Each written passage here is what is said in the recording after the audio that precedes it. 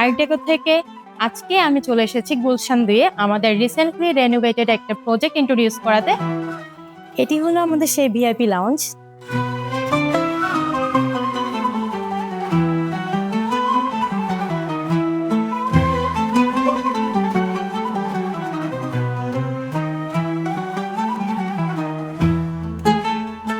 এই ভিআইপি লাউঞ্জটাকে মূল ডাইনিং থেকে সেপারেট করার জন্য আমরা এখানে ব্যবহার করেছি কিছু রোলার ব্লাইন্ড, যাতে যদি কেউ ফ্যামিলি প্রোগ্রাম বা কোনো কর্পোরেট লেভেলের মিটিং প্রাইভেসি চাচ্ছে সেই ক্ষেত্রে আমরা এগুলো নামিয়ে দিতে পারি।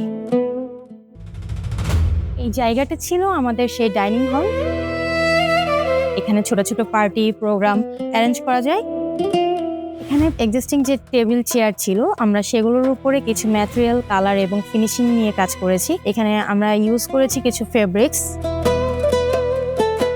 তার পাশেই আমরা পেয়ে যাচ্ছি একটি প্রাইভেসি কর্নার। এখানে সলিড ওয়াল ছিল, যেখানে আমরা আসলে কিছু ওয়াল প্যানেলিং ব্যবহার করেছি।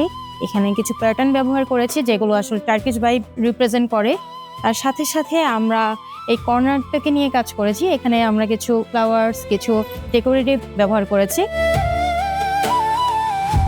ডাইনিং হলের এক পাশেই আছে আমার লো হাইট কিছু সিটার। এই সিটারগুলো থেকে আমি সুন্দর একটি ভিউ দেখতে পারি।